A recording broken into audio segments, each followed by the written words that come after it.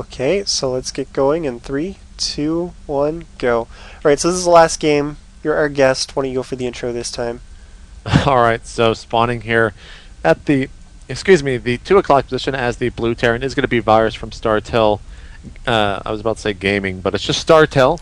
And his opponent, and of course, well-known Zerg user and also teammate, is going to be July Zerg, spawning down here as the red Zerg at the 7 o'clock, almost 8 o'clock position on this new map that I gotta ask, who has made this map? Do you know, Railcoon? I don't remember, but they actually switched You gotta give colors credit where on me. credit is due.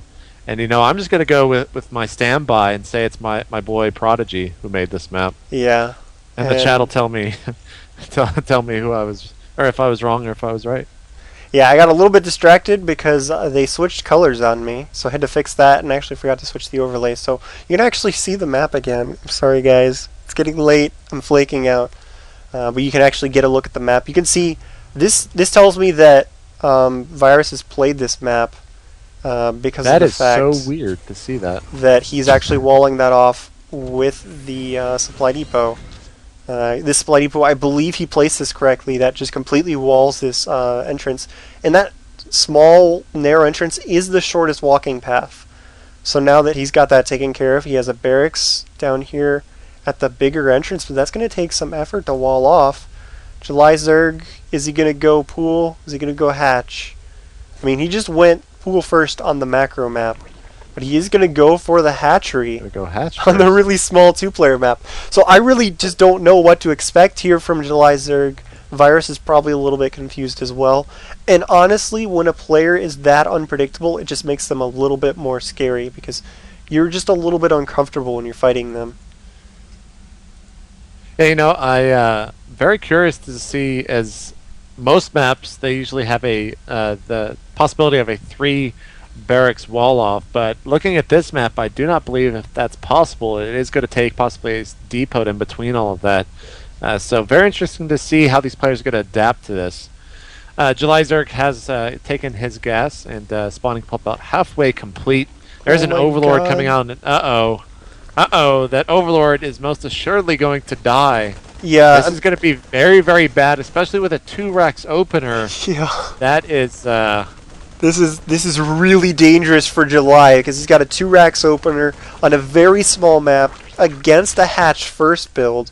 His pool just finished, and he just got supply capped by losing an Overlord, so he's not going to have many Zerglings. He's going to have to pull a lot of drones to stop this. Here comes the bunker. Oh, well. Barely able to get that down before the creep spreads. Oh my god, pull the drones. Come on. It's time for the drone drill, July.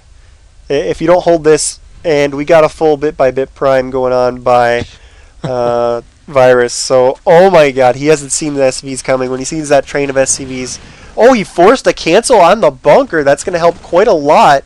But he does still need to bring the drones here to help, because this is pretty much it. Workers on workers. 8 Lings about to pop. Oh, here come the drones now being pulled. Ling still in the back there behind the minerals. A bunker is going up. But that is quite a lot of Marines there. 5 Marines and a ton of SCVs. July Zerg trying to get this round onto those Marines so they can't actually move backwards. Here come the Lings moving in. Who's going to win this? It's too close. Oh my god. Now. July completely dominated that with some nice positioning. He got the drones all the way around onto the Marines somehow. This bunker is still going to finish, but it's going to go down almost immediately. This SCV is going to get taken out. If you look at the worker count, there's 4 workers for Virus and 10 for July Zerg. I thought July was in a lot of trouble, especially since he lost that Overlord, but he still just completely owned it. I mean... What the heck just happened? That was so confusing to me. I mean, starting that off, I definitely thought Virus was going to take that, but July Zerg holding off till the very last second, sending in the right amount of drones and having the right amount of Lings to deal with that. That was an incredible defense from...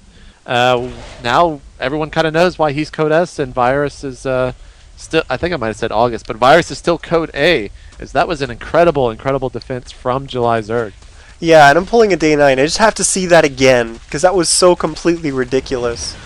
That was just amazing. As you can see, he held these Zerglings up here in the top of his base for so long. And it was kind of like, why are you keeping those Zerglings up there for so long, July? Why? Go for it. You have a good chance. And then when he went for it, he just he completely dominated it. There was no other word for it. That was incredible. I mean, you know, the nickname, the God of War, is very fitting for July Zerg for a number of different reasons. That was about the best position Virus could have been in going for that rush. He killed he killed an Overlord. He supply capped him. He caught him with 2 racks on a very small map against a hatch first, and it still didn't work. Wow. That was insane. I'm Wow. still still can't believe July held that off. I definitely thought when he lost that Overlord that the game was going to go to Virus. I had no doubt in my mind that it was going to go to Virus. Actually, then July Zerg just proves me wrong. Yeah, that was just really well played by July. I was scared that we wouldn't see him in the next round because July I really wanted to see on some of the other maps, but he will advance along with August, Ace, and Bomber into our semifinals. We'll be continuing coverage of this StarTale tournament on Thursday at 8 p.m. Eastern, 7 p.m. Central.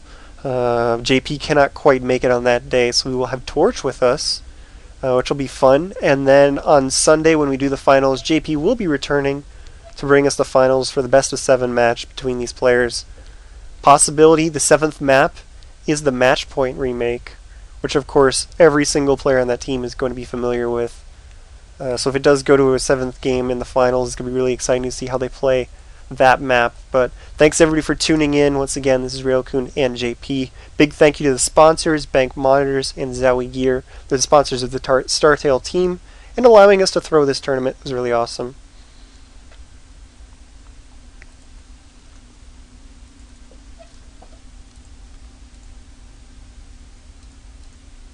Okay. All right.